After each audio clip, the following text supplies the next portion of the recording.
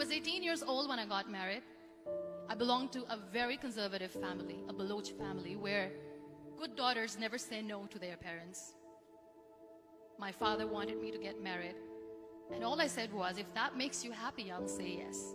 And of course, it was never a happy marriage. Just about after 2 years of getting married, about 9 years ago, I met a car accident.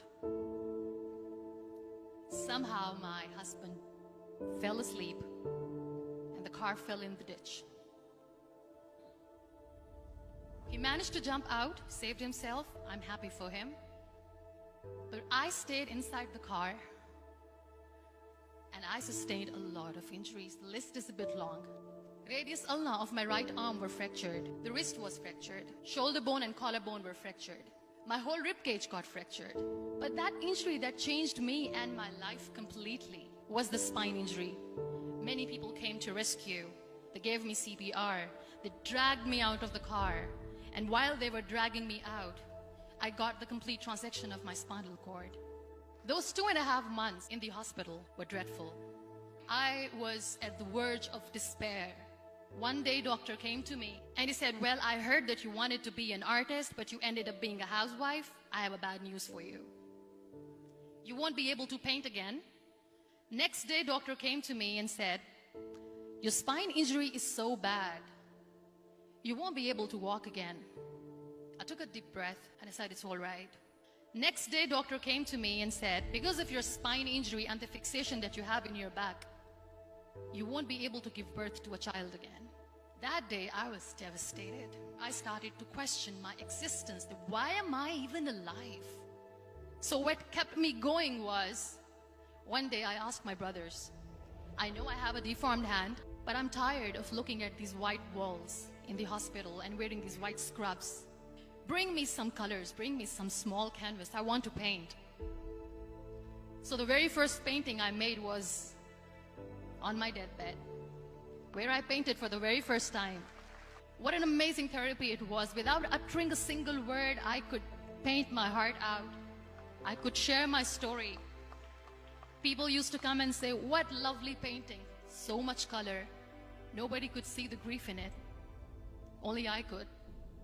And that day I decided that I'm going to live life for myself. I am not going to be that perfect person for someone. I am just going to take this moment and I will make it perfect for myself. That I'm going to fight my fears. So I wrote down one by one all those fears. And I decided that I'm going to overcome these fears one at a time. You know what was my biggest fear? Divorce. But the day I decided that this is nothing but my fear, I liberated myself by setting him free. And I made myself emotionally so strong that the day I got the news that he's getting married, I sent him a text that I'm so happy for you and I wish you all the best. And he knows that I pray for him today. Number 2 was, I won't be able to be a mother again. And that was quite devastating for me. But then I realized there are so many children in the world, all they want is acceptance. So there is no point of crying, just go and adopt one. And that's what I did.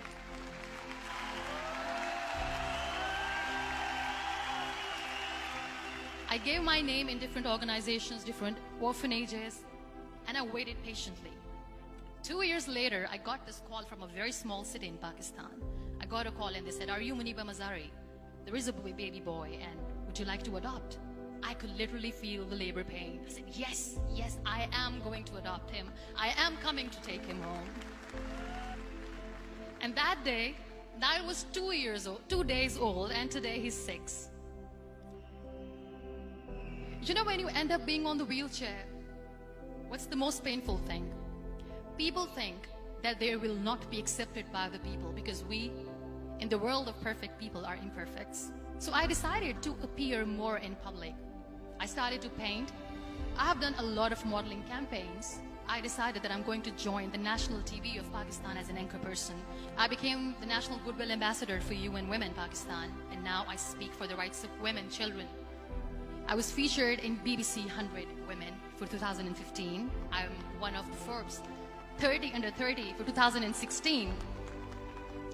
So when you accept yourself the way you are, the world recognizes you. It all starts from within. We have this amazing fantasy about life. This is how things should work. This is my plan. It should go as per my plan. If that doesn't happen, we give up. I never wanted to be on the wheelchair. Never thought of being on the wheelchair. This life is a test and a trial, and tests are never supposed to be easy. So when you're expecting ease from life, and life gives you lemons, then you make the lemonade, and then do not blame life for that. It is okay to be scared. It is okay to cry. Everything is okay, but giving up should not be an option. They always say that failure is not an option. Failure should be an option, because when you fail, you get up, and then you fail, and then you get up, and that keeps you going. Embrace each and every breath that you are taking. Celebrate your life. Live it. Don't die before your death. Real happiness lies in gratitude. So be grateful, be alive, and live every moment.